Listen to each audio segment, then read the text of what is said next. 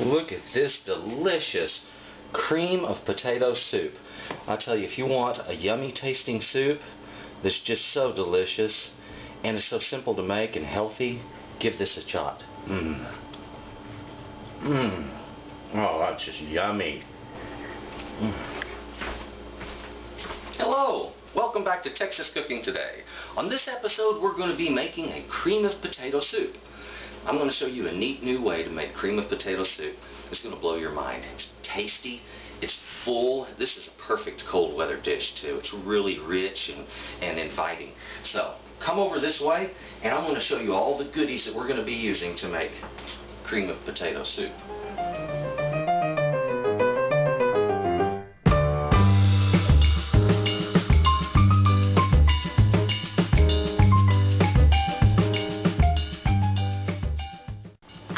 Okay, now let's go over all of our ingredients. What we're going to need is going to be about 3 pounds of potatoes. I have here about 3.5 pounds of potatoes.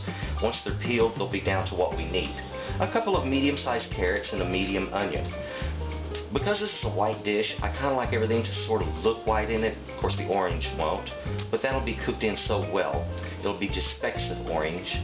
And of course, the white onion's nice because it mixes in so well, people don't even notice it. But the flavor of it makes this dish so very rich. About 3 cloves of garlic. We're going to be using about 1/4 of a stick of butter, some salt, 2 cups of chicken broth. Now you can use vegetable broth for this if you are a vegetarian, so that works real well for that. Back here I have some heavy cream. Also, we're going to be using some milk in this dish. And we have mustard, white pepper, and as far as these go, this is more to the taste. Now I'm going to give you some measurements later on in the dish when we do this, but essentially what I'm going to be using is roughly a tablespoon of the white pepper and maybe a tablespoon to a tablespoon and a half of mustard. Alright, so it's really sort of a tasting. You have to taste it a little bit, add some seasoning, taste it a little more, and let the dish evolve and grow. So if you like the flavor of one of those, then go ahead and increase it for your dish. Don't feel bad about that. Now let's get right on to peeling our vegetables so we can make this yummy, tasty dish. Okay, let's get right on to how to work our vegetables. Now, if you're not used to slicing, then this is going to be really helpful for you. Also peeling potatoes. And I'm not going to peel all of these in front of you. I'm just going to show you how to do one, and then from there we're going to cut to a break and let you finish up for prepping yours. But there's a little device on the market. It's a vegetable peeler. If you have one, use it. They are wonderful things, and they will peel a potato quite easily. You simply run it down the side of the potato. Isn't that sweet? Very easy, and it picks up very little meat from the potato. Another way, if you don't have a peeler, if you have a nice paring knife. Now on a paring knife, when you're going to do this, what we're going to be doing is using the thumb and the knife, and the thumb is going to be in near proximity to the blade, so you want to be very careful. And what I want to be doing is, see how my thumb is here? I'm going to slide the thumb and the knife together, so the thumb never moves toward the blade like this, but they just move together. And the idea there is for my knife doesn't go too deep into the potato. My thumb becomes a guide. Isn't that swift?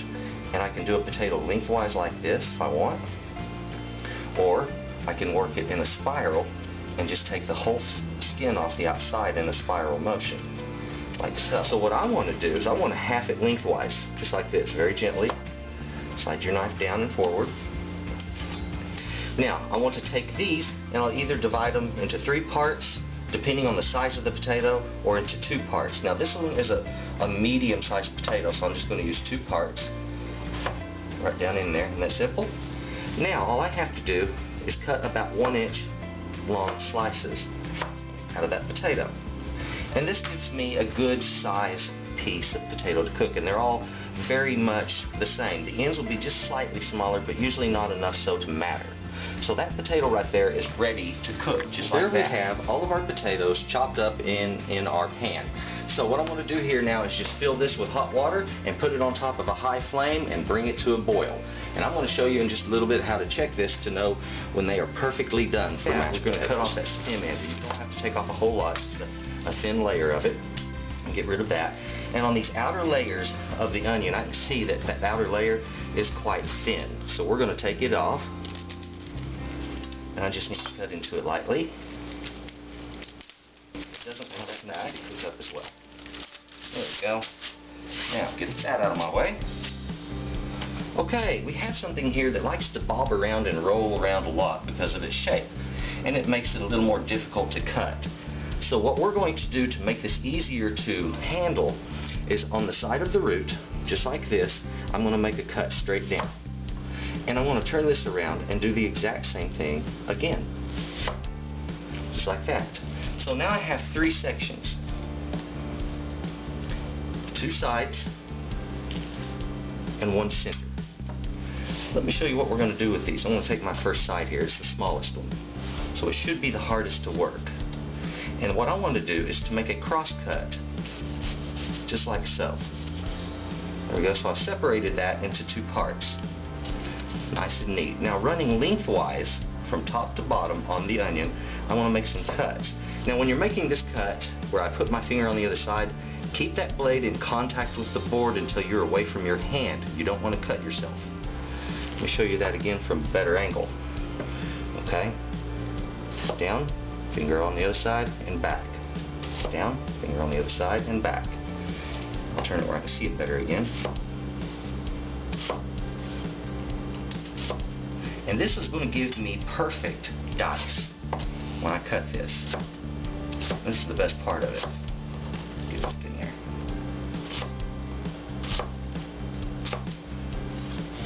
Okay, we have perfect dice, all the same size, very uniform. Now, I can take all of my onions, and we're ready to put these into a pot, and I'm going to cook this down with carrot, and I'll show you how we handle that carrot in just a moment. There we go. Onions ready to be cooked. On the carrots, what I want to do is to use a basic vegetable peeler on these. You don't have to do this, but I like to get that outside off of it because it does look a little bit rough, and sometimes it doesn't cook up as well. Now, for our carrots, all I'm going to do on these is simply shred them. And I recommend the use of a box grater. If you don't have one, any grater will work. Start with that tip end and just drive it right into it. We're going to shred this carrot. So, 2 medium carrots. We've got that shredded out. Now these are ready to go in with the onion that I started. And what we're going to do is cook these together. A little top part of that top, get rid of it.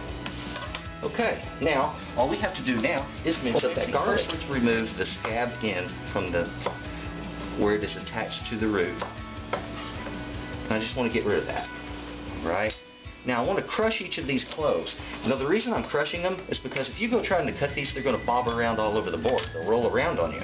If you crush it first, they'll stay in place and allow you to cut them. Just like that. Much more convenient.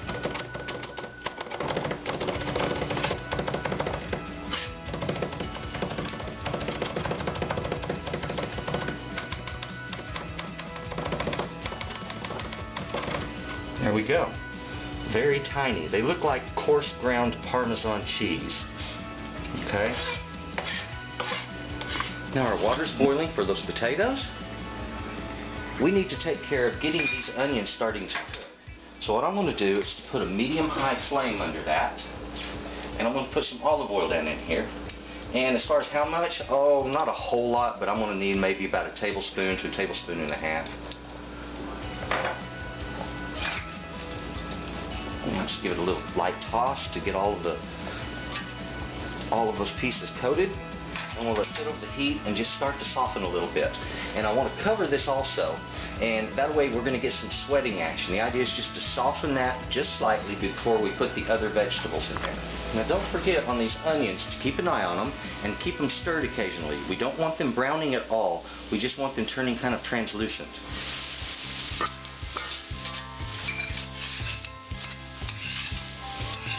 Good. See, there's no browning. It's just starting to soften a little.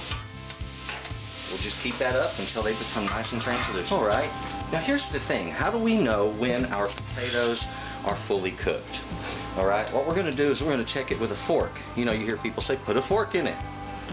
Well, that started to break somewhat easy. That means they're getting there. But they're all still somewhat firm also.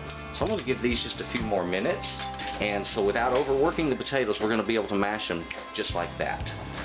Now, I need something to catch my water. Let me get another pot here.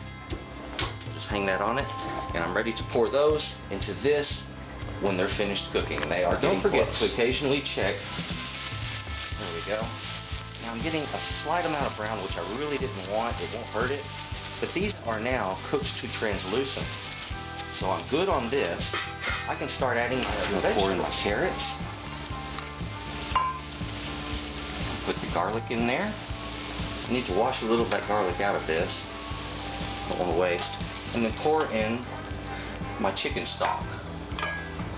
Now, very simple. I just need to bring this to a boil. And I'm going to boil this until the onions and the carrots finish cooking down. Nice and soft. Now, let's take a look at our potatoes. See if they're starting to look the way I wanted them to look. Now they're starting, pour off some of this water, to take on that softened, whitish looking edge I told you about. That's really a good sign right there. If I put my fork into that, it breaks apart easily. See there? It just crumbles. Okay, and the reason it's crumbling like that is because it has less moisture in it. Good thing, not a problem. So actually, cooking it in water doesn't cook water into the potato. It actually still works the water out of the potato and softens it so that it makes a good mash. Now, the important thing is less about water and more about what are you doing with those starch molecules. We're protecting them. I'm going to take this and pour it right in.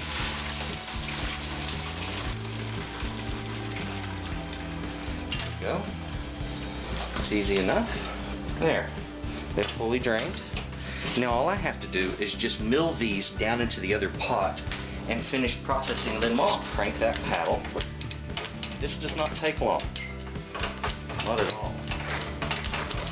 See, I've already milled about half of them through there.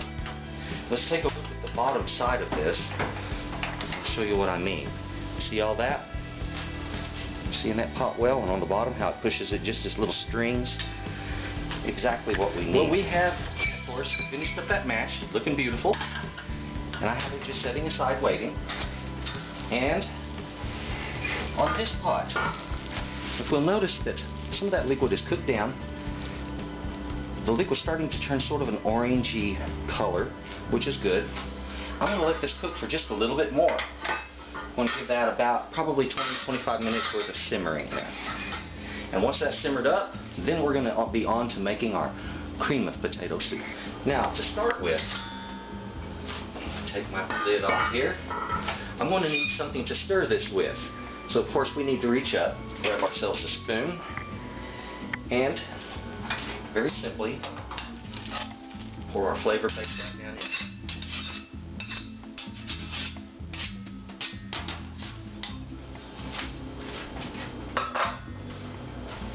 Now, stir that in. Let's put in some of that cream. We'll pour in about, 3/4 of a cup.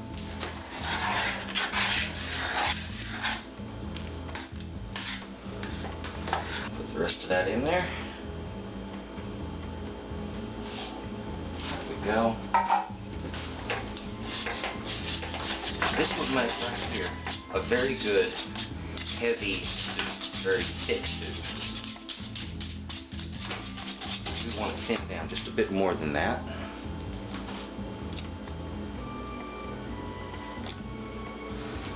There we go. Now I'm going to bring this up until it's steaming. I don't want to boil it per se, but I do want to bring it up to a good hot temperature. Around 170, 180 will be real good for me. At this time, I want to put in a bit of salt. There we go. Now, I did salt this earlier when I had it as mash. My white pepper, I'll start with it. As I mentioned earlier, about a tablespoon, breaking up any lumps. And that gives it a very distinct odor also. Also, I would like to use my mustard. And we're going to be using, see those lumps? Go ahead and press those out because mustard sticks real bad. You don't want lumps of mustard in your soup. You don't want somebody to bite into a lump of mustard. That would be really pungent for them. Okay? So put that down in there. And we'll stir that in. Now, make sure you watch this. You don't want it to skin over as it's heating. Stir it frequently. You don't want anything sticking. And if you'll notice, it's giving off just a slight amount of steam now. And there's a froth that's building on the edge. And that means it's usually getting around 150, 160 degrees on a potato soup like this. And let's see what this says. Okay. Yeah, this guy says it's right up at about 150 degrees there. And I mentioned before, let's take this not over 180. So this is a good temperature for me to check and find out just what this soup tastes like.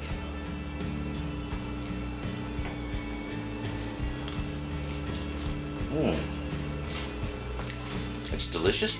It's potatoey. It's a little bit flat. Okay? Flat meaning needs a little bit of salt. So I put in about a teaspoon, maybe slightly more, maybe a teaspoon and a quarter there.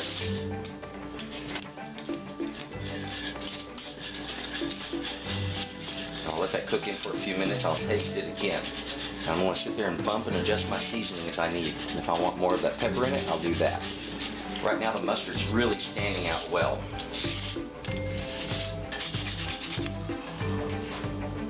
Keep an eye on it. Well, this reached 175 degrees, so I turned the heat off. I've adjusted the seasoning on this, added slightly more white pepper, and it only took about half a teaspoon extra of salt to get that just perfect. Now, I just want to bowl this up. Here we go. Like I said, a little bit of bacon on this. And a little bit of cheese.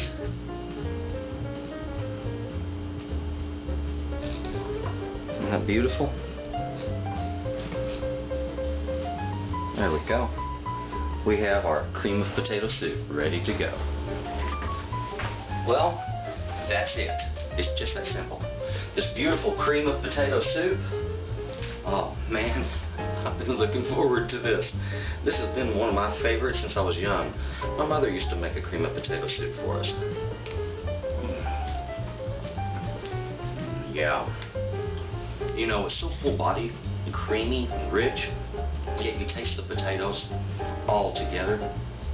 It's just perfect. The onions and carrot don't stand out in and of themselves, but they do make a richer product along with that chicken stock. It just adds fullness to it and body. This is a wonderful soup. If you want to make a soup that's going to impress friends, this will do it. It's perfect. Thank you very much. Thank you for watching this show. Thank you for watching Texas Cooking Today. To my subscribers, thank you very much. And if you haven't subscribed, please do. I've got great recipes. Y'all have a good day. Thank you for watching Texas Cooking Today, the show where you can get great recipes and the best techniques are taught. Please subscribe to Texas Cooking Today, where you will always find something hot and ready to eat.